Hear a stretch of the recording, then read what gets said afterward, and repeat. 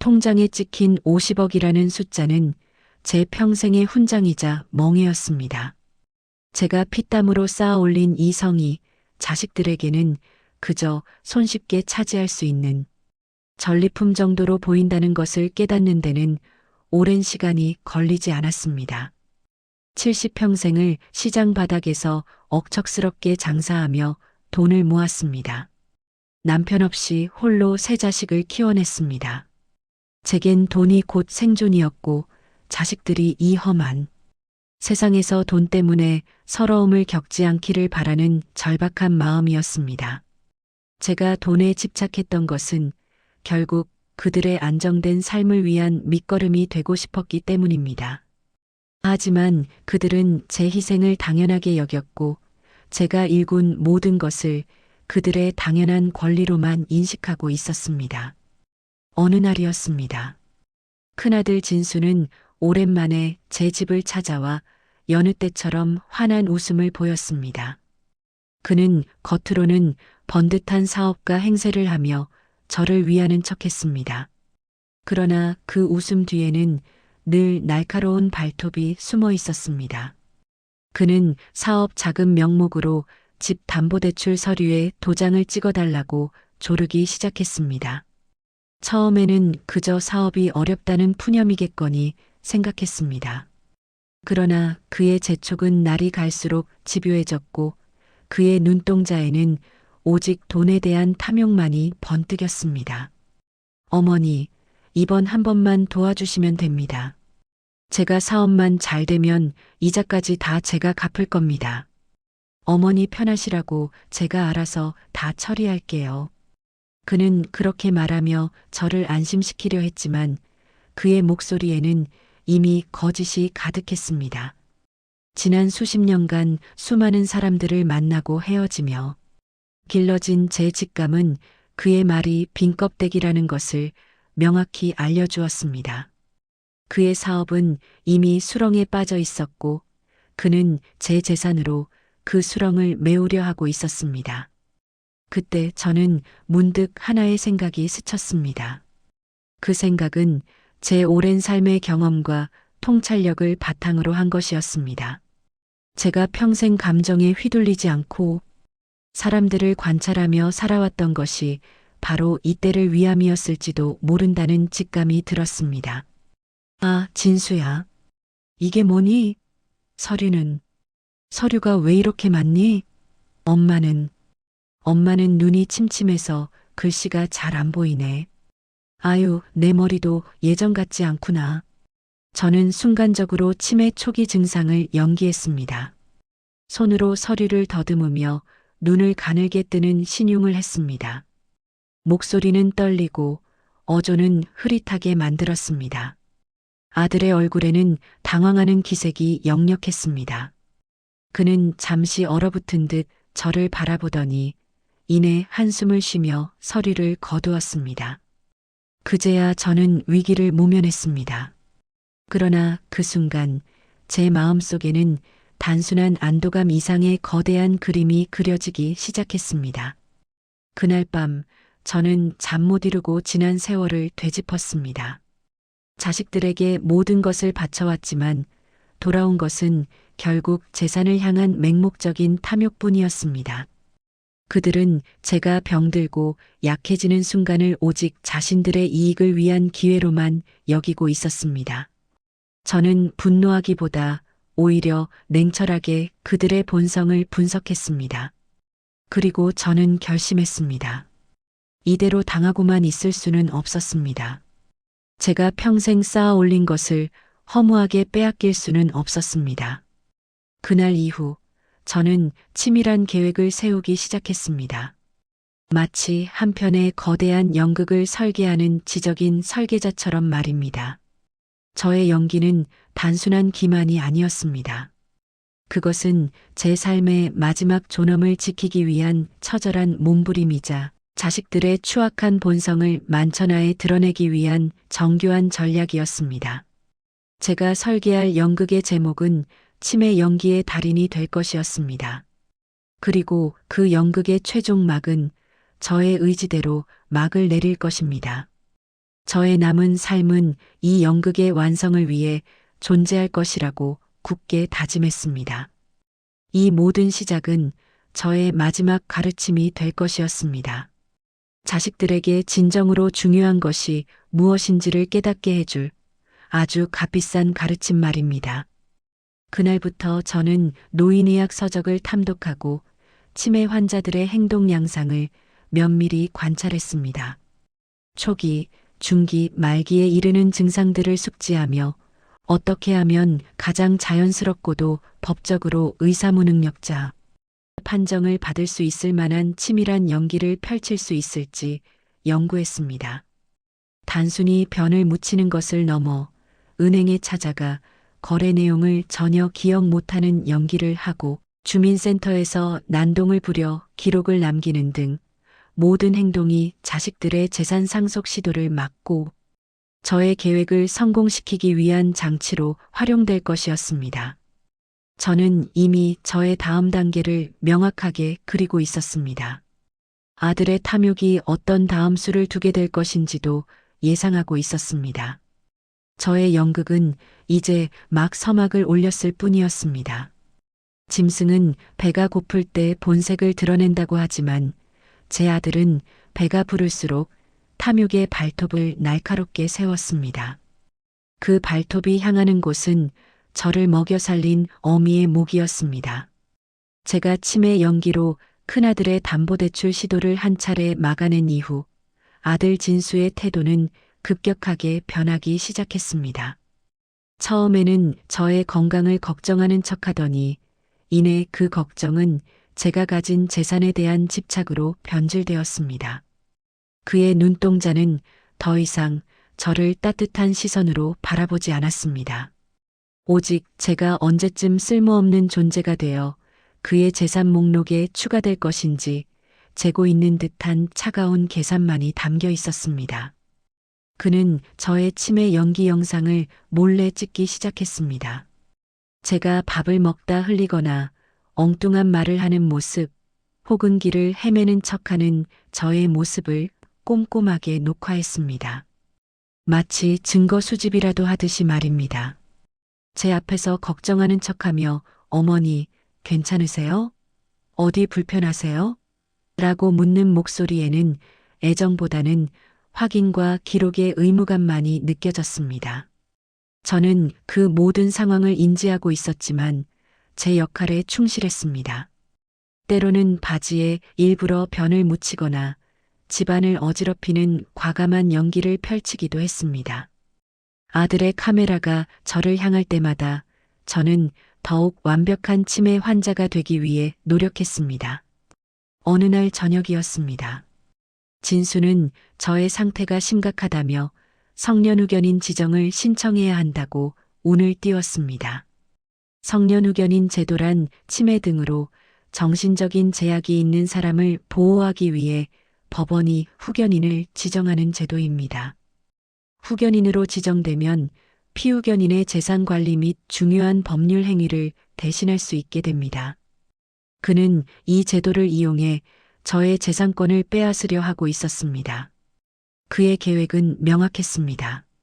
제가 스스로 재산을 관리할 능력이 없다는 법적 판결을 받아내어 저의 모든 재산을 합법적으로 그의 손아귀에 넣겠다는 것이었습니다. 어머니, 다 어머니 편하시라고 이러는 거예요. 누가 어머니 재산 탐내는 거 아니니까 걱정 마시고 제가 성년후견인 신청해서 어머니 재산 안전하게 관리해 드릴게요. 나중에 다 어머니를 위한 겁니다. 그는 저의 눈을 똑바로 쳐다보며 말했습니다. 그 말에는 일말의 양심도 찾아볼 수 없었습니다. 저는 그저 멍하니 그를 바라보는 척했습니다. 그러나 제 마음속에서는 차가운 분노가 일렁였습니다. 제가 평생을 바쳐 키운 자식이 저에게 이런 짓을 하리라고는 상상조차 하지 못했습니다. 하지만 저는 이 감정을 겉으로 드러내지 않았습니다. 지적인 설계자로서 저는 감정의 낭비를 허용하지 않았습니다.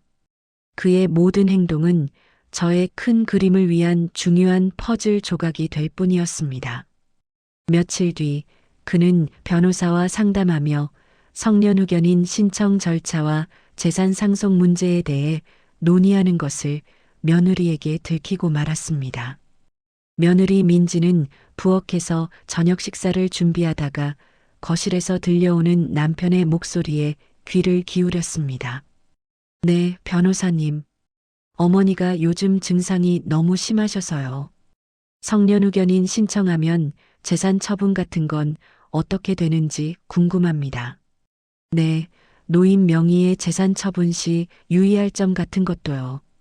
간병비도 만만치 않은데 혹시 다른 형제들한테도 분담시킬 수 있을까요?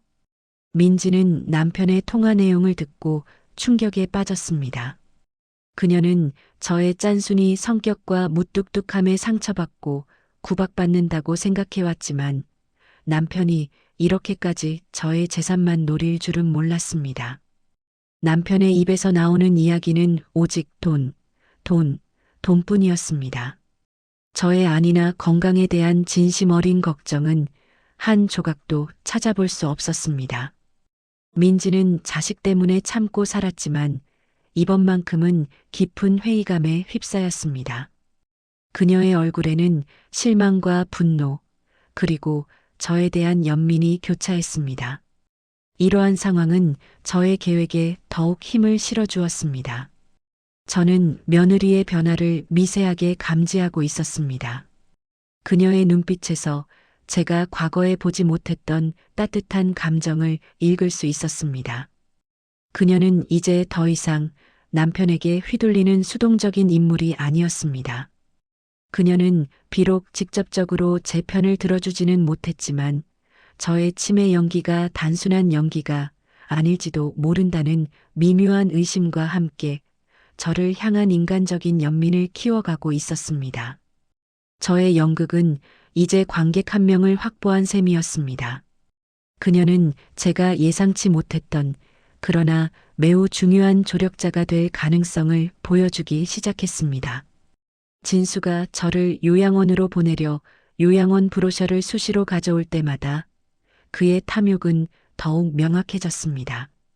그는 간병 비용까지 다른 형제나 심지어 며느리에게 떠넘기려 했습니다. 제가 이 모든 상황을 지켜보고 있었음은 물론입니다. 제가 평생을 밀어냈던 그 아이만이 제 세상의 유일한 온기였습니다. 똥오줌을 받아내는 그 아이의 손길에서 저는 돈이 아닌 사람의 체온을 느꼈습니다. 큰아들 진수가 성년후견인 신청을 준비하고 저를 요양원으로 보내려는 계획을 착착 진행하는 동안 다른 자식들은 그의 행동을 묵인하거나 오히려 부추기는 듯 했습니다. 그들은 저를 찾아오는 횟수가 점점 줄었고 전화 한 통하는 것조차 귀찮아하는 눈치였습니다. 제가 병든 노인이자 재산만을 가진 존재로 전락하는 순간 그들은 저를 돌보는 일에서 한 발 물러서려 했습니다. 그러나 며느리 민지는 달랐습니다. 그녀는 남편의 행동에 충격을 받은 이후 저를 대하는 태도가 완전히 바뀌었습니다. 처음에는 마지못해 저를 챙기는 듯 보였지만 시간이 지날수록 그녀의 손길에는 진심이 담기기 시작했습니다. 그녀는 남편 몰래 저를 지극정성으로 간호했습니다. 제가 바지에 변을 묻히거나 실수를 할 때도 그녀는 한숨 한 번 쉬지 않고 묵묵히 저의 더러워진 옷을 치웠습니다. 섬유유연제 향이 가득한 깨끗한 옷으로 갈아입혀 줄 때면 저는 그녀의 손길에서 어미가 자식을 보살피는 듯한 헌신적인 따뜻함을 느꼈습니다. 어머니, 이거 제가 끓인 영양죽이에요. 요즘 통 입맛 없으시죠? 제가 특별히 정성 들여 만들었으니까 조금이라도 드셔보세요. 그녀는 매일같이 저를 위해 영양죽을 쑤어 가져왔습니다. 제가 음식을 흘리거나 거부할 때도 그녀는 끈기 있게 숟가락을 들고 제 입가에 죽을 가져다 대었습니다. 그녀의 눈빛에는 꾸밈없는 연민과 걱정이 담겨 있었습니다. 저는 그런 그녀의 모습을 물끄러미 바라보며 제 평생을 돈만 쫓으며 살아온 저에게도 아직 이런 따뜻한 인연이 남아있다는 사실에 새삼 놀라움을 금치 못했습니다. 밤이 깊어 주위가 고요해진 어느 날이었습니다. 저는 잠시 정신이 돌아온 척하며 그녀에게 속삭였습니다. 민지야, 힘들지? 조금만 더 참아다오. 내가 잊지 않을게. 저는 제 역할을 망각하지 않고 말을 흐리고 떨리는 목소리로 겨우 한마디를 내뱉었습니다. 민지는 제 말을 듣고 깜짝 놀랐습니다. 그녀의 눈에는 눈물이 그렁거렸습니다. 그녀는 제 손을 잡고 고개를 끄덕였습니다. 그 순간 저는 그녀와 저 사이에 말로 표현할 수 없는 미묘한 신뢰와 유대감이 형성되었음을 느꼈습니다. 그녀는 저의 연기를 완벽하게 이해하지는 못했겠지만 저의 진심을 어느 정도는 헤아려 주었을 것입니다. 그 한마디는 그녀에게 저의 현재 상태가 완전한 치매가 아닐 수도 있다는 희망과 함께 그녀의 헌신이 헛되지 않을 것이라는 암묵적인 약속이 되었을 것입니다. 민지의 헌신은 제가 계획했던 것 이상이었습니다. 제가 헛소리로 우리 강아지 밥 줘라고 말하면 그녀는 밤중에라도 일어나 강아지 복덩이의 밥그릇을 챙겼습니다. 복덩이는 제가 홀로 키우는 반려견이었습니다. 그녀는 제가 보지 못할 때도 복덩이에게 따뜻한 손길을 건네며 마치 가족처럼 돌보았습니다. 작은 생명조차 보듬을 주라는 그녀의 따뜻한 마음에 저는 깊은 감동을 받았습니다. 어느 날 아들이 저에게 요양원 입소 서류를 내밀며 서명을 종용했습니다. 어머니, 여기 사인만 하시면 됩니다. 이제 어머니도 편안하게 생활하실 수 있어요. 아들은 저에게 펜을 쥐어주며 강압적인 태도를 보였습니다. 저는 펜을 제대로 쥐지 못하는 척 손을 부들부들 떨었고 이내 서류 위에 낙서하듯이 엉뚱한 그림을 그렸습니다. 아들은 저를 보며 한숨을 쉬었고 결국 서류를 다시 거두었습니다. 그 모습을 지켜보던 민지는 저에게 미안하다는 듯한 표정을 지었습니다. 저는 그녀의 그런 눈빛 속에서 저의 가장 강력한 아군이 누구인지를 명확히 깨달았습니다. 제가 이 연극을 시작했을 때 저는 철저히 혼자였습니다. 그러나 이제 저에게는 저의 진심을 헤아려주는 유일한 아군이 생겼습니다. 그녀는 저의 외로운 싸움의 빛이 되어 주었고 저의 계획의 중요한 변수가 되었습니다. 그녀의 존재는 저의 마지막 복수에 더욱 확고한 의미를 부여했습니다. 저는 그녀의 헌신이 결코 헛되지 않을 것임을 저의 마지막 유언으로 증명할 것이라고 다짐했습니다. 그날 밤 저는 더욱더 치밀하게 다음 단계를 준비했습니다. 저의 계획은 그녀의 헌신과 함께 더욱 견고해지고 있었습니다. 저의 연기는 이제 단순한 연기를 넘어 법적 효력을 위한 정교한 설계가 되어야 했습니다. 법적으로 의사 무능력자 판정을 받을 수 있을 만한 치밀한 연기를 계획하는 것은 쉽지 않았습니다. 그러나 저는 제 목표를 위해 철저히 준비했습니다. 모든 행동이 자식들의 재산 상속 시도를 막고 저의 계획을 성공시키기 위한 장치가 되어야만 했습니다. 저는 먼저 은행을 목표로 삼았습니다. 아들 진수가 성년후견인 신청을 위해 저의 정신 상태를 증명할 증거를 모으고 있다는 것을 알고 있었기 때문입니다. 어느 날 저는 아들에게 예금 통장을 보여주며 은행에 가고 싶다고 졸랐습니다. 진수야, 엄마가 통장에 돈이 얼마나 있는지 모르겠네. 은행에 가서 좀 확인해 봐야겠어. 응? 은행에 좀 데려다다오. 진수는 제가 돈에 대한 집착이 강한 것을 알고 있었기에 크게 의심하지 않고 저를 은행에 데려갔습니다.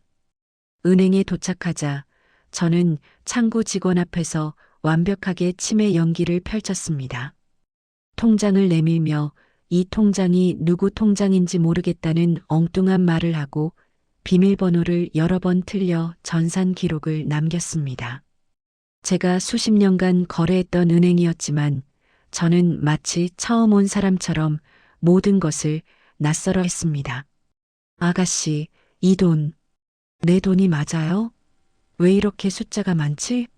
내가 이렇게 돈이 많았나? 이 돈을 언제 찾을 수 있어? 지금 당장 찾아야 하는 돈인데. 아유, 내 정신 좀 봐. 이걸 어디에 썼더라? 저는 큰 소리로 중얼거리며 주변 사람들의 시선을 끌었습니다. 창구 직원은 당황한 표정으로 저를 응대했고 결국 아들은 저를 데리고 서둘러 은행을 나왔습니다. 저는 은행 거래 기록에 저의 비정상적인 행동이 기록되었을 것이라고 확신했습니다. 이 기록은 향후 성년후견인 신청 과정에서 중요한 증거로 활용될 것이었습니다. 다음은 주민센터였습니다. 저는 동네 주민센터에 찾아가서 난동을 부리는 연기를 했습니다. 때는 점심시간이 막 지난 후라 사람이 비교적 많았습니다. 저는 창구에 앉아있는 직원에게 고함을 질렀습니다. 이봐요. 내 이름이 뭐였더라? 주민등록증을 분명히 가지고 왔는데 이게 내 건지 아닌지 모르겠네. 내가 어디에 사는 누구냐고요. 빨리 알려줘요. 내 돈 다 어디 갔어? 저는 목소리를 높여 소리를 지르고 손에 쥐고 있던 서류 뭉치를 바닥에 던졌습니다. 주변에 있던 주민들은 저를 이상한 눈으로 쳐다보았고 주민센터 직원은 쩔쩔매며 저를 진정시키려 애썼습니다. 결국 저는 진수에게 연락되어 주민센터를 떠났지만 저의 난동은 주민센터의 민원 기록에 상세히 남겨졌을 것이 분명했습니다. 이러한 공공기관에서의 기록은 단순히 가족들의 증언보다 훨씬 강력한 법적 증거가 될 수 있었습니다. 저는 또한 집안에서도 저의 치매 연기를 심화시켰습니다. 일부러 중요한 물건들을 숨겨놓고는 찾지 못하는 척 소리를 지르거나 밤늦게까지 불을 켜놓고 잠을 이루지 못하는 모습을 보였습니다. 때로는 집안을 배회하며 엉뚱한 물건들을 제자리에 두는 연기를 했습니다. 예를 들어 냄비 안에 신발을 넣거나 냉장고 안에 옷가지를 넣어두는 식이었습니다.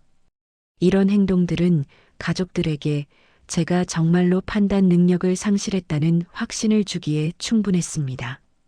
특히 저의 반려견 복덩이를 활용한 연기는 더욱 효과적이었습니다. 저는 복덩이에게 말을 걸며 마치 사람에게 하듯이 대화를 시도했습니다. 복덩아, 너 오늘 밥 먹었니? 엄마는 밥을 먹었는지 안 먹었는지 통 모르겠네. 내가 좀 알려다오. 어휴, 내 아들 진수는 어디 갔을까? 복덩이가 제일 착해. 이런 행동은 며느리 민지에게는 연민을 불러일으켰지만 큰아들 진수에게는 제가 완전히 맛이 갔다는 확신을 주었습니다. 그는 저의 이런 모습을 보고 더욱더 성년후견인 신청에 박차를 가했습니다. 저는 그의 모든 움직임을 예의주시하며 저의 연극이 정확하게 그의 욕망을 자극하고 있음을 확인했습니다. 저의 연기는 단순한 기만 행위가 아니었습니다. 그것은 자식들의 탐욕을 정확하게 겨냥한 심리전이자 그들이 스스로 저를 무능력자로 만들도록 유도하는 치밀한 전략이었습니다. 제가 치매 환자처럼 행동할수록 그들은 제가 가진 재산을 쉽게 빼앗을 수 있을 것이라고 착각했습니다. 저는 그들의 착각을 더욱 부추겼습니다. 저의 연기는 완벽에 가까워지고 있었습니다. 이제 저는 그들이 스스로 파놓은 함정에 걸려들 날만을 기다리고 있었습니다. 제가 땀과 눈물로 일궈낸 삶의 마지막 장은 제가 직접 써내려갈 것이었습니다. 제가 치매 연기를 심화할수록 가족들의 반응은 극명하게 갈렸습니다. 큰아들 진수와 다른 자식들은 저를 애물단지 혹은 치워야 할 짐으로 여기는 태도를 노골적으로 드러내기 시작했습니다. 제가 밥을 먹다 흘리면 어머니, 좀 조심해서 드세요. 이걸 또 누가 치우라고. 라며 짜증을 냈고 밤늦게 집안을 배회하면 어머니, 이제 좀 주무세요. 시끄러워서 잠을 잘 수가 없잖아요. 라며 윽박질렀습니다. 그들은 저의 눈치를 보지 않았고 저의 존재 자체를 귀찮아했습니다. 특히 큰아들 진수는 저의 상태가 악화되는 것을 내심 반기는 듯 했습니다. 그에게 저의 치매 연기는 성년후견인 신청을 위한 완벽한 명분이었기 때문입니다. 그는 저의 상태를 비웃듯이 어머니가 이제 정말 힘들어 하시는구나. 어쩔 수 없이 요양원에 가셔야 할 것 같아라고 주변에 떠벌리고 다녔습니다. 그는 간병 비용이 많이 든다며 다른 형제들에게 돈을 요구했고 형제들은 서로에게 책임을 떠넘기며 저를 돌보는 일에서 발을 빼려 했습니다. 저는 그들의 이기적인 모습을 묵묵히 지켜보았습니다. 그들의 외면과 냉대는 저의 결심을 더욱 확고하게 만들 뿐이었습니다. 하지만 며느리 민지는 달랐습니다. 그녀는 제가 연기를 할수록 오히려 더욱 진심을 다해 저를 돌보았습니다. 제가 고의로 흘린 음식물이나 용변을 묵묵히 치우고 제 옷을 깨끗하게 빨아 입혔습니다.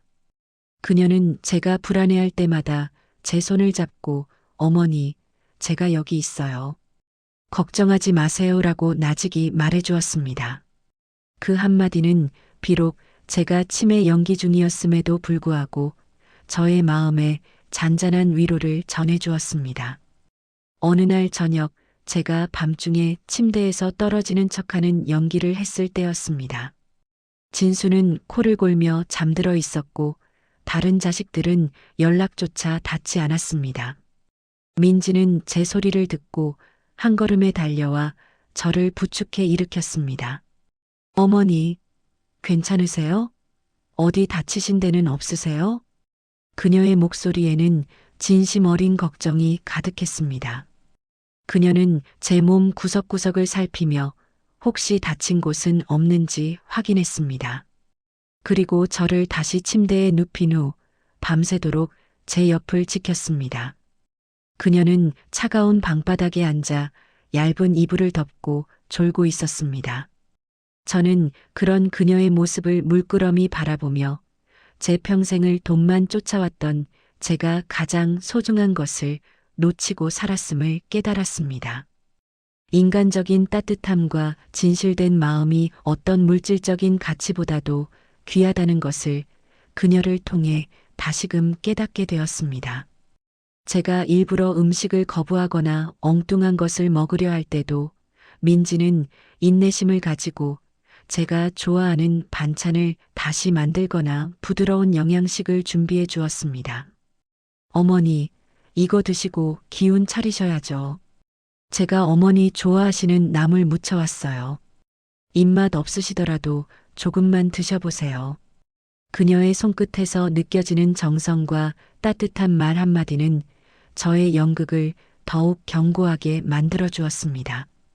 그녀는 저의 치매 연기를 의심하지 않고 제가 정말로 아프다고 믿으며 저에게 모든 정성을 쏟았습니다. 그녀의 헌신은 저의 계획에 없던 변수였지만 동시에 저의 복수에 가장 강력한 정당성을 부여해 주었습니다. 저는 민지가 남편의 탐욕에 어떻게 반응하는지도 지켜보았습니다.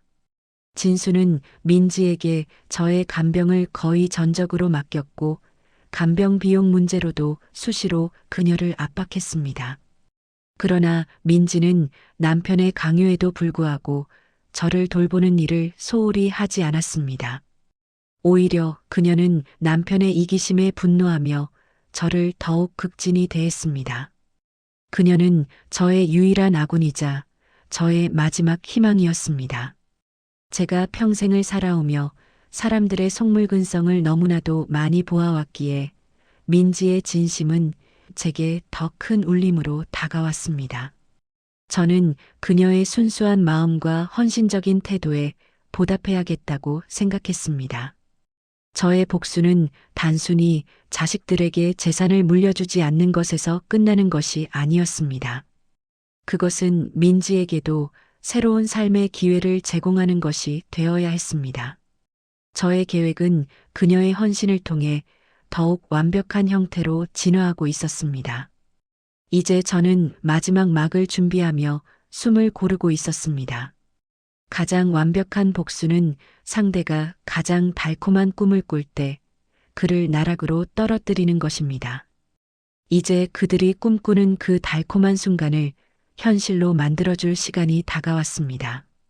저는 그동안의 치밀한 연기와 증거 확보를 통해 큰아들 진수가 성년후견인 신청 절차를 거의 마무리했다고 판단했습니다. 그는 법원에 제출할 저의 치매 증거를 충분히 모았다고 확신하고 있었을 것입니다. 실제로 저의 은행 거래 기록과 주민센터 난동 기록, 그리고 집안에서 벌인 수많은 기이한 행동들은 제가 재산을 관리할 능력이 없다는 것을 충분히 입증하는 것처럼 보였습니다. 저는 미리 준비해둔 변호사에게 연락을 취했습니다. 그 변호사는 제가 젊은 시절부터 믿고 거래해왔던 인물이었습니다. 물론 그는 제가 치매 연기를 하고 있다는 사실을 정확히 알고 있었습니다. 저는 그에게 저의 모든 계획을 털어놓았고 그는 저의 뜻에 따라 필요한 법률 절차를 밟아주고 있었습니다. 우리는 완벽한 타이밍에 유언장을 공개하고 성년후견인 신청 자체를 무효화시킬 반전의 그림을 그려놓았습니다. 어느 날 밤 모두가 잠든 고요한 시간에 저는 민지를 제 방으로 불렀습니다. 그녀는 제가 자신을 부르는 소리에 놀라 조심스럽게 방으로 들어섰습니다. 저는 평소처럼 흐릿한 눈빛으로 그녀를 바라보며 손짓했습니다. 민지야, 저기 저 서랍 안에 엄마가 아끼는 보석함이 있는데 내가 좀 열어봐다오. 엄마는 손이 떨려서 저는 떨리는 목소리로 겨우 말을 이었습니다. 민지는 제가 시키는 대로 서랍을 열었고 그 안에서 작고 낡은 나무 보석함을 꺼냈습니다. 보석함 안에는 제가 평생 모아온 폐물 몇 가지와 함께 오래된 편지 한 통이 들어 있었습니다. 저는 그녀에게 그 편지를 건네주었습니다. 읽어봐다오. 엄마가 하고 싶은 말이 거기에 적혀 있단다. 민지는 조심스럽게 편지를 펼쳤습니다. 그 편지는 저의 필체로 쓰여 있었지만 내용은 마치 제가 온전한 정신으로 쓴 것처럼 정교했습니다. 편지에는 제가 민지에게 느끼는 고마움과 그녀의 헌신적인 돌봄에 대한 진심 어린 감사가 담겨 있었습니다. 그리고 제가 치매 연기를 하고 있다는 사실과 그녀가 저의 계획의 중요한 조력자임을 암시하는 내용이 간략하게 적혀 있었습니다. 그 편지는 제 마지막 유언이 집행될 때 그녀에게 힘이 될 메시지였습니다. 편지를 읽던 민지의 눈에서는 뜨거운 눈물이 흘러내렸습니다. 그녀는 믿을 수 없다는 듯 저를 바라보았고 저는 그녀에게 미소를 지었습니다. 저의 미소는 치매 환자의 그것이 아니었습니다. 지적인 설계자의 확고한 의지가 담긴 승리를 확신하는 미소였습니다. 어머니, 정말이세요?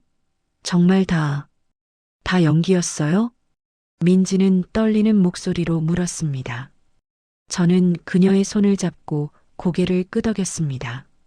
그래, 이 모든 것이 이 어미의 마지막 연극이었다. 내가 나를 믿어주었으니 이제 내가 너를 믿을 차례다. 마지막까지 엄마의 손을 놓지 말아다오. 저는 다시금 치매 환자의 모습으로 돌아가 말을 흐렸습니다.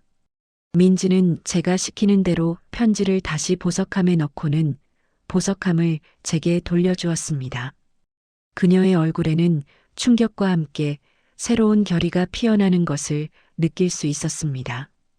그녀는 이제 저의 가장 강력한 조력자로서 저의 마지막 계획에 동참하게 될 것이었습니다. 이제 모든 준비가 끝났습니다.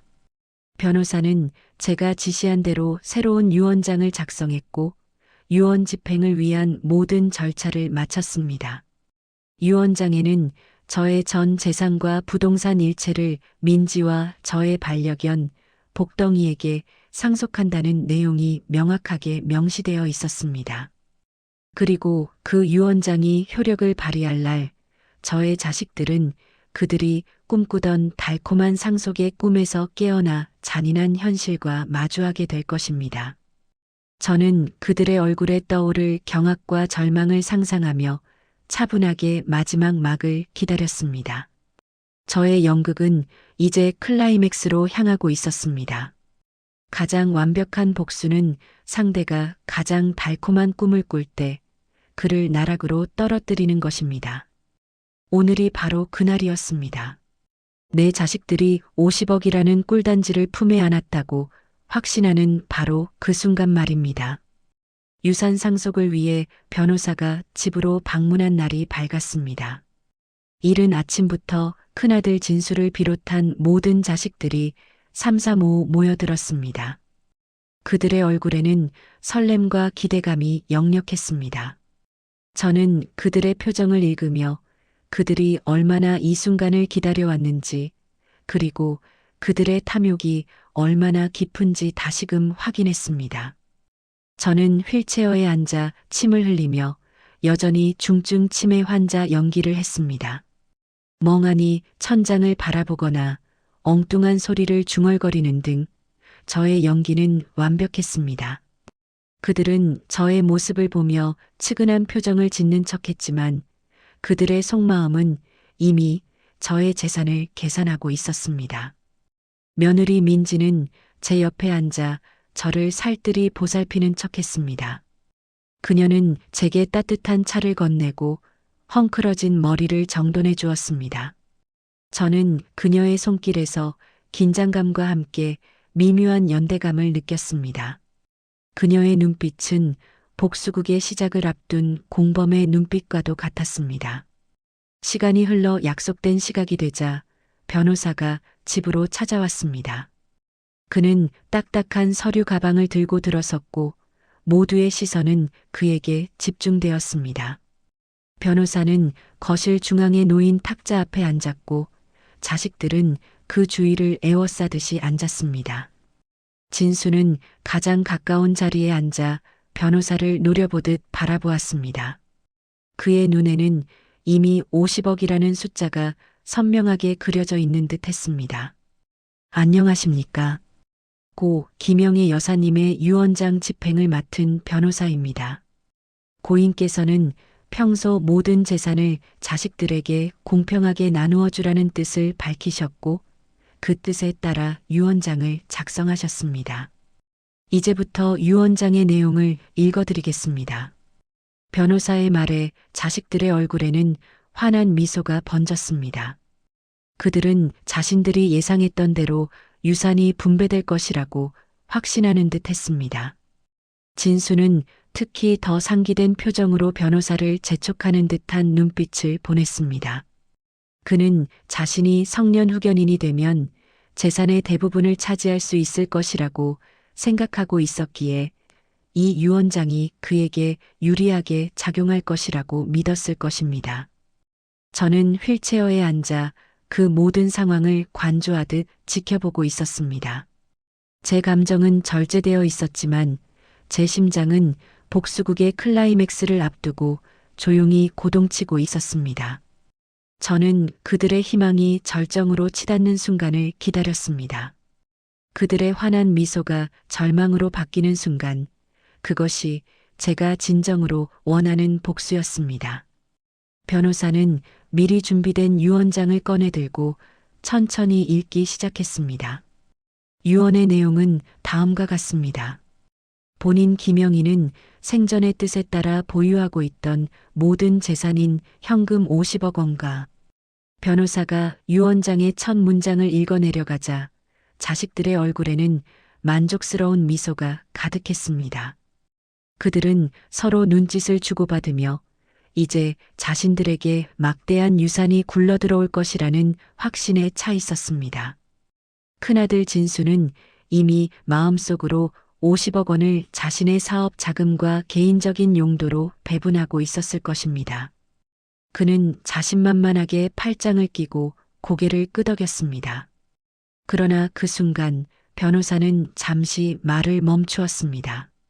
그는 유언장을 들고 저를 한번 바라보더니 의미심장한 눈빛으로 다시 자식들을 훑어보았습니다.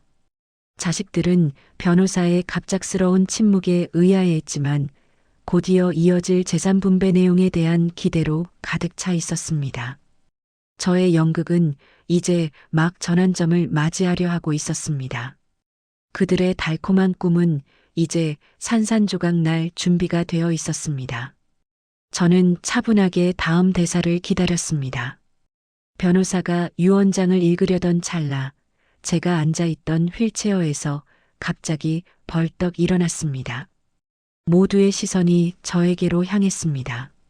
거실은 순간 정적에 휩싸였고 공기마저 얼어붙는 듯 했습니다.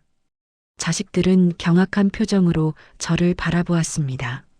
저의 몸은 더 이상 떨리지 않았고 제 눈빛에는 치매 환자의 흐릿함 대신 지적인 설계자의 명확한 의지가 담겨 있었습니다. 저는 천천히 그리고 당당하게 변호사를 향해 걸어갔습니다. 변호사는 저를 보며 고개를 끄덕였고 저는 그의 손에 들려있던 유언장을 가리키며 차갑게 말했습니다. 그 유언장은 가짜야. 진짜는 이거고. 저는 품속에서 미리 준비해 두었던 새로운 유언장을 꺼내 변호사에게 건넸습니다. 제 목소리는 또렷하고 힘찼습니다. 아들 진수의 얼굴은 충격으로 하얗게 질렸고 다른 자식들도 마찬가지였습니다. 그들은 혼란스러운 눈빛으로 저와 변호사를 번갈아 바라보았습니다. 어머니, 어떻게 된 거예요? 저게 무슨 소리세요? 갑자기 일어나시다니. 진수는 뒷목을 잡으며 쓰러질 듯 했습니다. 저는 그런 아들의 모습을 차갑게 응시했습니다. 제 눈에는 일말의 연민도 찾아볼 수 없었습니다. 그가 저에게 했던 모든 행동들이 주마등처럼 스쳐 지나갔습니다. 내가 평생 돈만 아는 짠순이로 보였더냐? 사람 보는 눈까지 멀었을까봐? 내 놈이 요양원 브로셔를 내밀 때 내 피는 거꾸로 솟았고 내가 내 재산을 논할 때 내 뼈는 칼날처럼 섰다. 내 자식들이 고작 이 늙은 어미의 재산에 눈먼 짐승들일 줄은 몰랐다. 너희는 내가 살아있는 동안 단 한 번도 내 마음을 헤아리려 하지 않았다. 오직 내가 가진 돈에만 관심이 있었을 뿐이지. 이제 너희가 그토록 원하던 유언장을 발표할 시간이 왔다. 저는 며느리 민지를 바라보았습니다. 그녀의 눈에는 저를 향한 경외감과 함께 안도감이 섞여 있었습니다. 저는 그녀에게 시선을 고정하며 변호사에게 말했습니다. 변호사님, 유언장을 발표하시지요. 변호사는 제가 건넨 새로운 유언장을 받아들고 읽기 시작했습니다. 그의 목소리는 이전보다 더욱 엄숙하고 단호했습니다. 유언의 내용은 다음과 같습니다. 본인 김영희의 전 재산 50억 원과 부동산 일체를 유일하게 인간의 도리를 다한 며느리 박민지에게 상속한다. 또한 본인의 마지막을 지켜준 반려견 복덩이의 사후 관리를 박민지에게 위임하며 이에 필요한 일체의 비용은 상속 재산에서 충당하도록 한다. 변호사의 말이 끝나자마자 거실은 아수라장이 되었습니다. 자식들은 일제히 소리를 지르며 격분했습니다.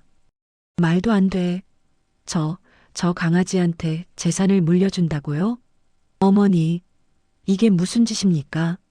저희는 그럼 뭐가 되는 건데요? 어머니, 저희는 어머니 아들이 아니었습니까? 어떻게 며느리한테 모든 걸 다 물려주실 수가 있어요? 이게 말이 돼요? 저희도 어머니 자식인데 이거 무효입니다. 무효해요. 자식들은 흥분해서 저에게 달려들려 했지만 변호사와 민지가 그들을 막아섰습니다. 저는 차분하게 제 반려견 복덩이를 쓰다듬었습니다. 복덩이는 저의 품에 안겨 평온하게 꼬리를 흔들었습니다. 그럼 짐승만도 못한 너희보다는 내 마지막 길을 지켜준 이 복덩이가 100번 1000번 낫지. 너희는 내 몸이 아프면 나를 내다버릴 생각만 했지만 이 복덩이는 늘 내 곁을 지켰다.